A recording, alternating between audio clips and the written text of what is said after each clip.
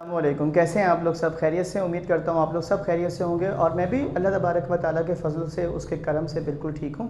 रमज़ानुल मुबारक की आमद है और आजकल बच्चों को ये बताया जा रहा है कि अफवाहें गर्दिश कर रही हैं एग्ज़ाम मैट्रिक के और फर्स्ट ईयर के आगे बढ़ने वाले हैं। ऐसी अभी तक कोई मुसद्दिक़ा इत्तलात नहीं है।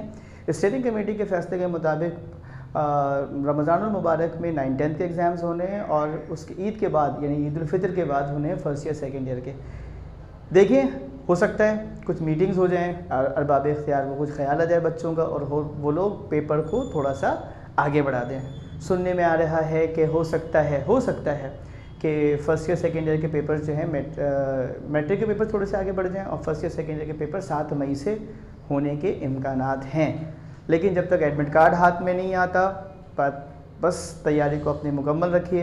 ये मत सोचिएगा कि हमें टाइम और मिल गया तो फिर आप और लेज़ी हो जाएंगे। और वैसे भी आने वाला महीना रोज़ों का है, रमज़ानुल मुबारक का है, तो इसमें एनर्जी लेवल बंदों का बहुत ज़्यादा बच्चों का डाउन होता है। तो अपनी पढ़ाई को फटाफट मुकम्मल करने की कोशिश कीजिए। एक और अहम ऐलान भी ये है कि मैं अपने जो इम्पॉर्टेंट वीडियोज़ हैं, यानी जिसमें इम्पॉर्टेंट बहुत ही मोस्ट इम्पॉर्टेंट के जिसको आप टारगेट पेपर कहते हैं, वो मैं डालूँगा इंशाअल्लाहुल अज़ीज़ एग्ज़ाम से बहुत करीब में या फिर गैप के दरमियान, ताकि अब तक आप लोगों की तैयारी हो चुकी होगी। लोग कह रहे हैं कि भाई हमने अभी तक केमिस्ट्री नहीं उठाई, फिज़िक्स नहीं उठाया, मैथ नहीं उठाया, तो भाई किसने रोका है आपको? मना किसने किया? करें ना, आपकी तैयारी है, तैयारी करनी चाहिए आपको।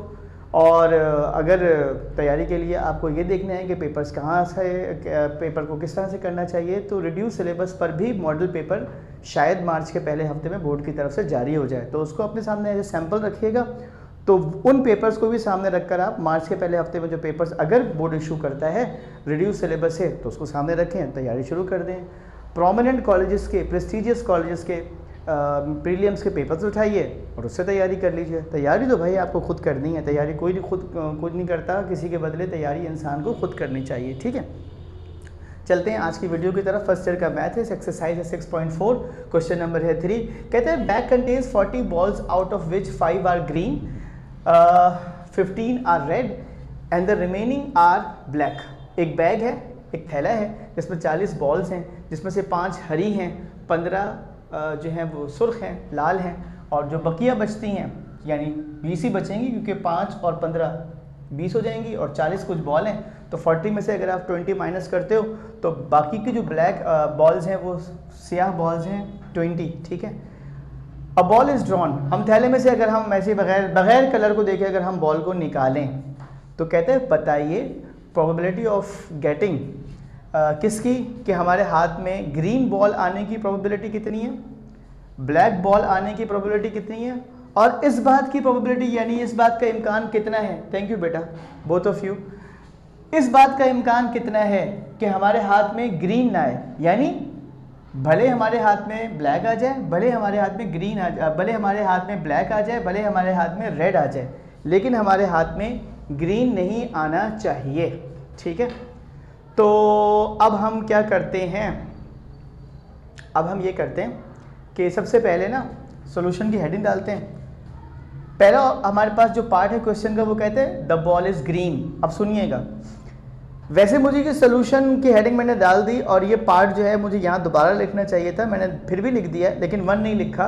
आपको समझाने के लिए कह रहा हूँ कि हमारे पास जो बॉल्स हैं, ग्रीन बॉल्स की तादाद है 5, उसको मैं कह रहा हूँ outcomes of green balls is equals to 5। Red balls की तादाद है 15, इसे कह रहा हूँ outcomes of red balls 15।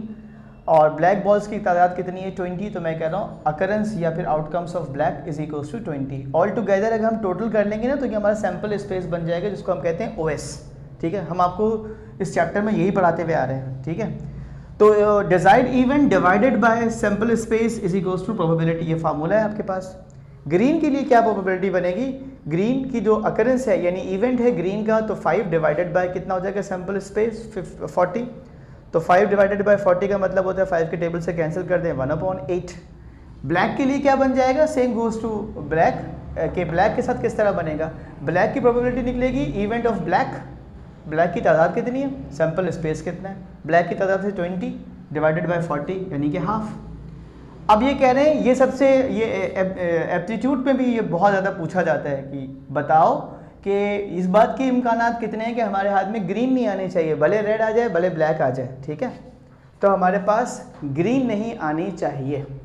Okay, तो अब हमने क्या किया है इसके अंदर, हमने ये किया है कि हमारे पास जो रेड बॉल्स थी उनकी तादाद थी हमारे पास कितनी, 15।